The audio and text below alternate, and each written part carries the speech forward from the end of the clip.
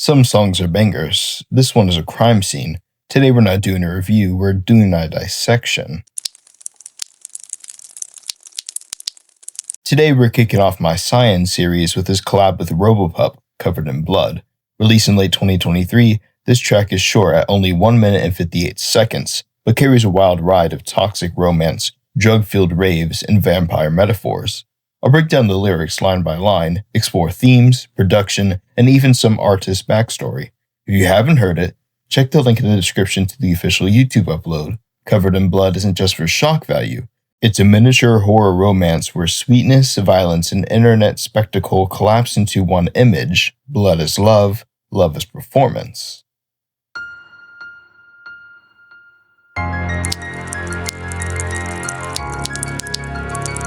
Cyan and Robopup both thrive in the digital gothic space. Glitch, cute, and menace. This song is their duet Fable, his voice sharp and predatory, hers airy and sugar poisoned.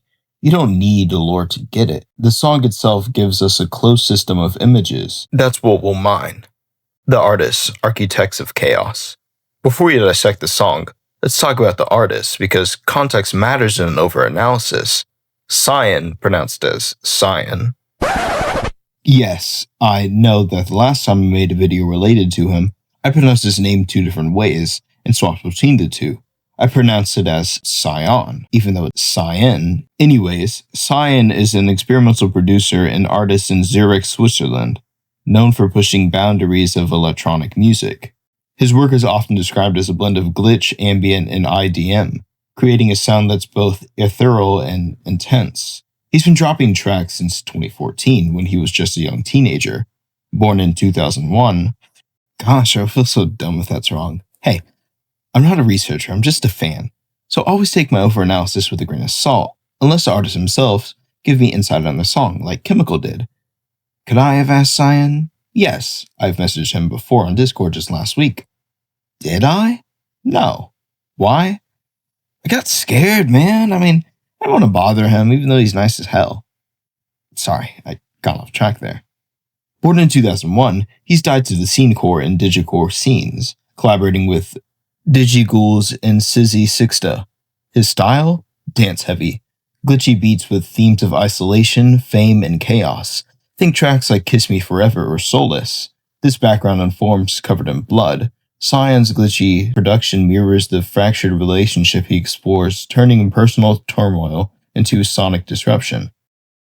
Robopup, real name Lynn, is a rising hyperpop and scenecore artist who originally was based in New York, but now lives in Florida. She has carved out a unique space style for herself with a shy puppy girl persona, often incorporating elements of VR chat and distinctly online aesthetic into her music.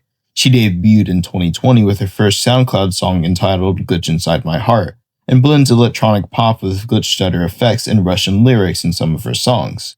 Her music explores identity, technology, and human connection, perfect for this collaboration. Albums like Disconnect, 2023, shows her love for chaotic emotive vibes. In Robopup's world, the cute puppy girl mask hides her deeper question for authenticity, which echoes in her verse here. Vulnerability wrapped in a playful digital fur. Together with producer Lone Star and mixer Off a Flat, they crafted this track as a single. It's pure scenecore, cute on the surface, bloody underneath. Hand in hand, they've created Covered in Blood, a track that perfectly encapsulated this chaotic candy-coated darkness of the scenecore genre. In case you didn't know, scenecore blends emo revival with glitchy electronics, embracing messy aesthetics like blood on dresses as a form of empowerment or commentary on online desensitization. This genre thrives on irony-sincerity hybrids, where gore themes probe emotional truths without endorsing harm. In scenecore, these objects aren't random, they echo digital culture's icons. Blades as sharp edits, blood as viral leaks, drugs as algorithmic highs, cameras as constant surveillance. This map isn't just symbolic, it's structural, building the song's narrative loop. At its core, Covered in Blood is a twisted love song about a toxic, codependent relationship fueled by drugs, violence, and manipulation. Blood here isn't just gore, it's a metaphor for passion, vulnerability, and destruction. The imagery pulls equally from the vampire lore and rave culture. lovers devouring each other while high on perks and Molly. It's like if Twilight crashed a hyperpop party on LiveLeak, the now defunct gore site. The song builds its world around 4 central objects: blade, blood, drugs, camera. Each one echoing the others like mirrors in a funhouse. But make no mistake, this is anything but thrilling. The blade represents control and intimacy. Blood stands in for devotion, proof, and desire. Drugs act as an escape hatch that always drop you back into the same locked room. And the camera? It's us, the audience, the voyeuristic eye that turns private pain into public spectacle. These motifs interlock like links in a chain. Each one feeds the next, looping endlessly in a loop of obsession and collapse. Sonically, the track situates itself into the Scenecore hyperpop aesthetic. Chaotic energy, distorted vocals, heavy bass lines. Imagine the sweet, almost childlike quality of Robopup's voice colliding with the glitchy metallic beat from Cyan. That dissonance between innocence and distortion mirrors the lyrical tension perfectly, an alluring yet unsettling listening experience. But Covered in Blood is more than just a song about a destructive relationship. It's also commentary on love in the digital age, a reflection of the internet's darker corners, where mental illness, self-harm, and obsessive love are filtered through layers of irony, aesthetics, and performance. The song leans into the yonder archetype, the obsessively violently devoted lover, equal parts terrifying and romanticized. Its casual references to drugs and violence, wrapped in playful pastel-coded aesthetic of e-girl culture, feel emblematic of a generation desensitized by endless exposure to shocking content online. In the end, Covered in Blood could only exist in this digital era. It thrives in a blurred space between sincerity and spectacle, between intimacy and performance. It's both a love song and a live stream of destruction, staged for an audience that can't look away.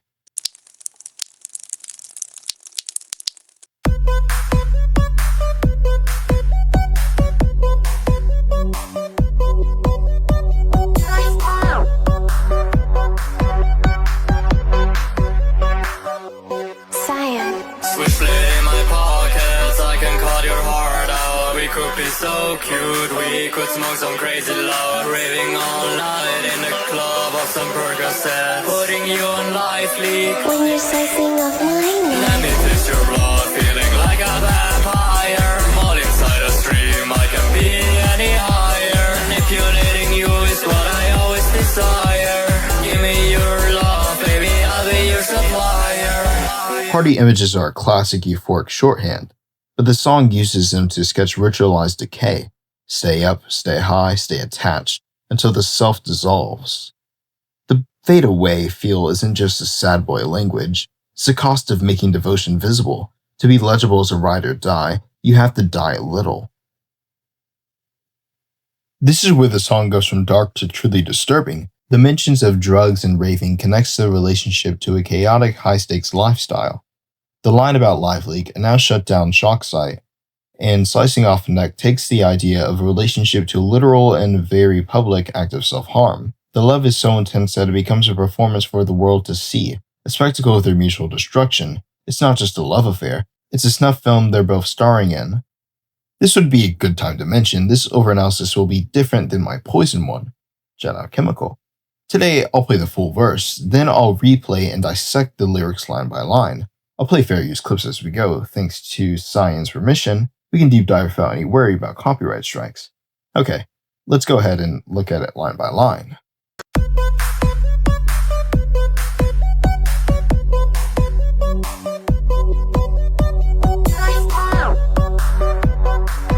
Simple shoutouts, but Lone Star's production sets out a glitchy, ominous tone. Lone Star invokes isolation in vast spaces, mirroring this song's emotional void, like a lone star in a digital sky, distant yet pulling everything into orbit. Lone Star's beats are hyperpop gold, heavy bass drops, glitch stutters, and auto-tune vocals that feel robotic yet raw. The glitches mimic blood splatters, disrupting flow like the relationship itself. Switchblade in my pockets, I can cut your heart out. Right out of the gate, the switchblade symbolizes hidden danger, a threat of emotional or literal harm tucked inside a relationship that masquerades as cute. This isn't love lit by candlelight, it's love sharpened into a weapon. The blade in the pocket isn't brandish, it's kept close, intimate, like a secret poised to erupt. That proximity mirrors how toxic love operates, danger pressed against the body, familiar but lethal. This is the song's opening motif, that concealed blade, initiating a cycle of control that will echo throughout. It implies a romance where harm is always near, where tenderness is shadowed by the threat of rupture. In motif terms, this is the first turn of the loop, control hidden, intimacy weaponized, blood inevitable. We could be so cute, we could smoke some crazy loud. Cute here is performative, a bait that lures in vulnerability, and then, boom, juxtaposition. Cute contrasts violence, showing how love can turn abusive. Like Koei aesthetics in Scenecore, crazy loud is potent wheat, a chemical escape into bliss. But why pair cuteness with cutting? It's because affection can camouflage abuse, turning love into a trap. The promise of tenderness is framed by the very tool that can split it open. Raving all night in the club of some Percocets. Drug references like perks, molly, and weed build an atmosphere of self-indulgence and numbness. This line fuses drugs and performance, raving as a ritual, where numbness enables endurance. In digital culture, clubs are stages. The motif cycle accelerates here, drugs erasing hesitation before violence escalates, chemically induced closeness. It reads as a ritual. Dose, dance, blur the self until the boundary between people leaks. Then, Putting you on LiveLeak. When you're slicing off my neck. this is the darkest escalation. Mutual destruction is broadcasted. The relationship becomes content. It's not about feeling, but about watching. This internet era yonder, an obsession templated to be watched, is underscored by the LiveLeak name drop. LiveLeak, for context, was a British video sharing website known for its gory and violent content before it shut down in May of 2021. This song places a recording of Robopup's character having her neck sliced off on this very site. It's not private agony, it's simply did for views, nodding to the internet yonder tropes where obsession demands an audience. What does this say? Love isn't felt, it's watched. Authenticity proven through viral harm.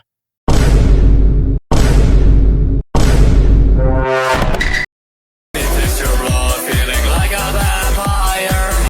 The vampire imagery, tasting blood, suggests a parasitic love, where intimacy is also a form of draining. This ties into the goth subculture within hyperpop, illustrating a love sustained by consumption, not just wanting someone to be with you, but wanting them in you.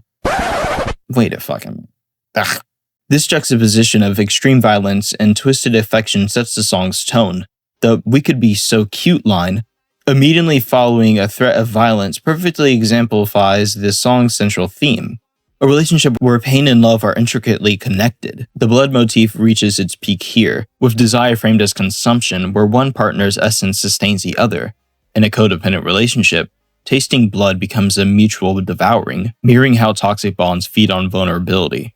All inside a stream, I can be any higher. Carries a dual meaning for stream, bloodstream or online stream. While it's likely to be bloodstream, it does suggest that the euphoria derived from either drugs or digital validation. This highlights how the drug motif layers with the camera motif. Stream blurs the line between the body and the broadcast, implying highs from likes as much as from substances. This further heightens dissociation, where peak pleasure feels unattainable without risk. Manipulating you is what I always desire. Is a blunt admission of control. In tech-heavy scenes, this could reference AI or social media manipulation, aligning with Robopup's bio. Power dynamics are exposed here. Desire isn't mutual, it's engineered, tying back to the blade as the tool of control. Give me your love, baby, I'll be your supplier. Frames love as a drug deal, addictive and transactional. Cyan positions himself as both lover and enabler. The supply role fuses drugs and devotion. Love becomes commodified, supplied in hits that keep the partner hooked. In the cycle, this closes the loop. Performance demands endless supply. This verse is horror wrapped in the hyperpop gloss, one cute word wrapped in 5 violent ones. Blade, drug, blood, and camera motifs are all interlocked to form a cycle. Concealment, numbness, broadcast, consumption, control, supply. Love isn't about closeness, it's about performance, transaction, and surveillance. Ask ourselves this: why does the camera show up this early? What changes when love expects an audience? The course is an efficient horror craft. Cuteness is a bait. Violence is the substance. That tension is the hook. Robopup's verse offers a different perspective, one of almost a joyful submission. Baby, I left my brain outside. We could do whatever you like. Blood on my dress, I don't mind. Love the mess that we designed. Covered in my blood, you can get enough. Guilty in my heart, don't know how to talk. Look into my eyes, baby, is this real? I like to have fun, play with how I feel. Here, we see the dissociation start. Mindless fun, implying a loss of rationality in the relationship. This is voluntary irrationality. She chooses to exit logic to fit the ritual, highlighting compliancy, not just victimhood. In motif terms, this erases hesitation, with the drugs motif implied in the mental fog, allowing the cycle to continue. Baby, I left my brain outside. In Scenecore, Brain Outside probes identity loss, where online personas detach from reality. Robopup's character is surrendering to the chaos. Left my brain outside is a perfect way to describe giving up control and rational thought in a relationship. We could do whatever you like. Submission or invitation. This is a power flip from the course, where the victim is embracing chaos. I could dig a little deeper. This line questions agency. Is it consent or is it a conditioned response? It ties to the performance motif, doing whatever for the other's gaze, like scripting for a camera. Blood on my dress, I don't mind. Love the mess that we designed. The blood on my dress isn't a source of fear, but a sign of acceptance, or even pleasure. In that violent mess that we designed, it highlights a shared fantasy of destruction, a bond forged in blood and chaos. Embracing destruction, mess we design, simplifies intentional toxicity, like crafting a glitchy track. The blood motif is aesthetic, a stain accepted as a wardrobe, not as an aftermath. It's branding, turning harm into shared art. Designed, overanalyzes compliancy. The relationship is engineered, a cute facade over carnage, echoing Scenecore's messy empowerment. Covered in my blood, you can get enough. Title drop. The partner is addicted to her pain, a vampire rehearsal. Perhaps the blood is proof of desire, but now she's the source. This flips the power. Her vulnerability feeds his hunger, looping back to the consumption themes. Guilty in my heart, don't know how to talk. A sweet chord, candy heart, but communication fails. This is artificial sweetness, process shelf stable. The cute effect is packing for corrosive feelings. Don't know how to talk, highlights dissociation. Emotions are candy coated but inexpressible, hiding bitterness in the hyperpop style. Robopup's verse offers a different perspective, one of almost joyful submission, but once we overanalyze it, reveals layers. Her candy mirrors his blade, suggesting mutual traps. Look into my eyes, baby, is this real? A reality check amid highs. This ties to the identity themes in Robopup's work. Dig deeper. This is only a breach of a mask, a question puncturing over the cartoon. Dissociation is acknowledged, questioning if the performance, a camera motif, has overtaken authenticity. I like to have fun, play with how I feel. Emotional games, fun as self-harm, common in Scenecore's playful darkness. Play infantilizes danger, sugar glassing the gore. It probes how fun makes mess, trying drugs as escape. Robopup's verse then offers a glimpse into the other side of this dynamic, revealing a character who's equally lost and compliant. Switchblade in my pockets, I can cut your heart out. We could be so cute, we could smoke some crazy loud. Raving all night in the club of some Percocets. Putting you on LiveLeak. When you're slicing off my neck. Let me taste your blood, feeling like a vampire. All inside a stream, I can be any higher. Manipulating you is what I always desire. Give me your love, baby, I'll be your supplier. Repetition as a loop. Motifs reset, escalation implied. It's a confession of ongoing manipulation, framing love as an addiction.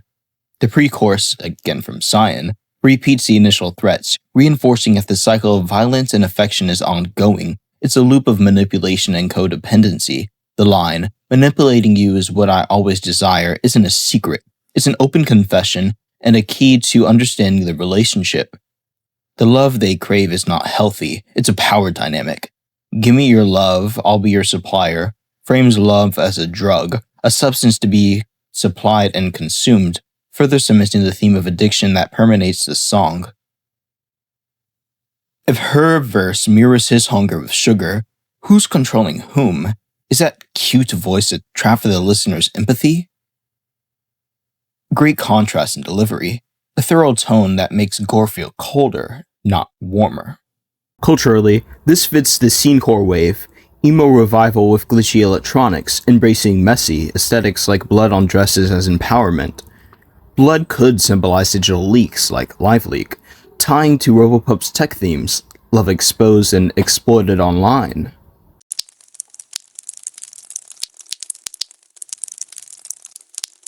Watch how the four objects loop: blade, blood, drugs, camera. Blade produces blood. Blood justifies more intimacy. Drugs erase hesitation. Camera demands escalation. By the time we loop a second time, the song has trained us. Tenderness must be proved with risk. This isn't linear, it's a feedback loop, like an algorithm amplifying extremes. Blade initiates control, blood evidences it. Drugs sustain the high, camera broadcasts for validation, mirroring how online relationships escalate for engagement.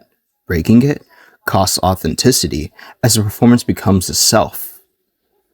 Where does the loop break, if at all? What would cause it to step off?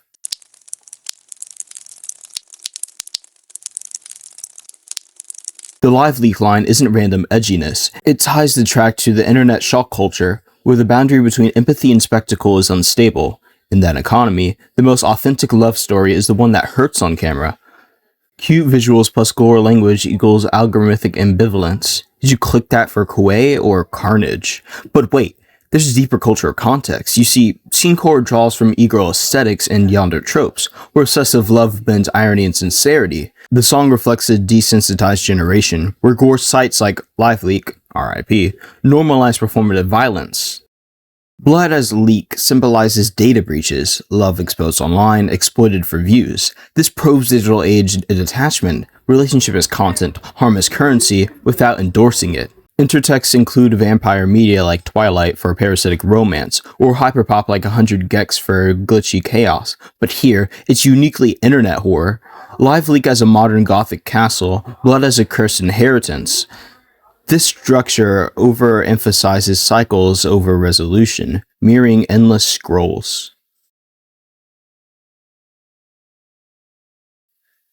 Aesthetic is coherent, cyber yonder with pop glass.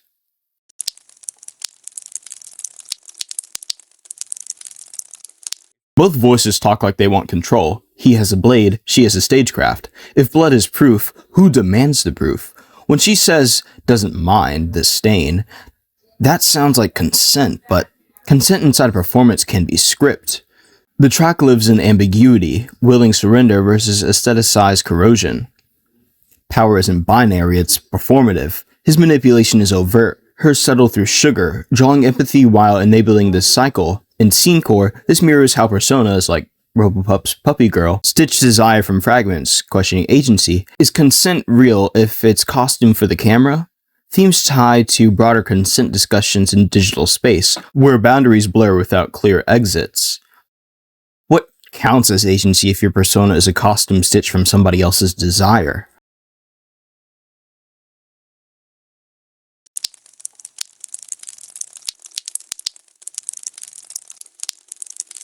Compared to adjacent Scenecore tracks, this one leans less on the plot, more on iconography. It's closer to a visual poem than a diary entry. If you read it like a microfilm, Act 1 introduces props, Act 2 stylizes compliancy, and Act 3 resolves with the camera swallowing the couple.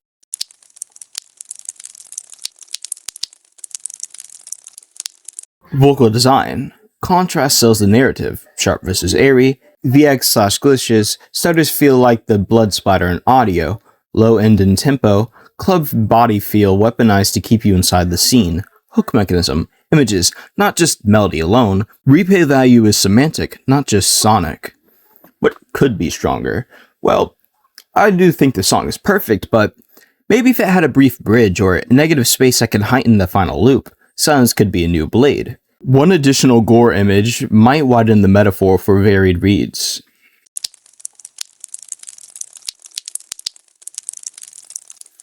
Covered in Blood claims that the modern devotion is all performative risk. You prove love through visible damage, and the internet judges that bruise. It's a song that doesn't shy away from the darkest corners of human desire, and it does so with style and a sound that is utterly unique. The sweetness is real, but it's lacquered on top of hunger to be kept.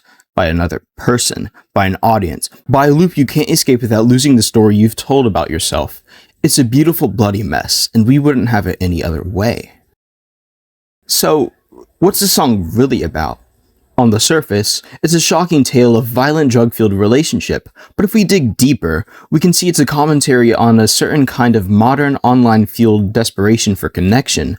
The LiveLeak reference, the sound of a digital world woven into the production, and the artist's affiliation with genres like Scenecore and digicore all point to a love that exists in the digital age.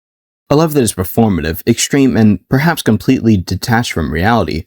It's a love, the mess that we designed for a generation that grew up with the internet, where relationships can be both intensely intimate and dangerously performative. The song asks us to question, when does a relationship stop being cute and start becoming a performance of violence for the digital world? Cute is the costume, harm is the proof.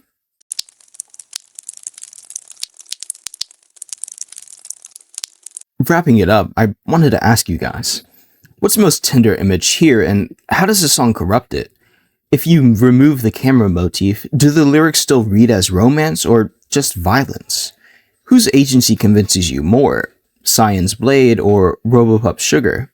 Drop your reads below, because this channel is basically an English class with bass, and hey, go stream the original track and follow Cyan and Robopup on their platforms. Support the Chaos creators.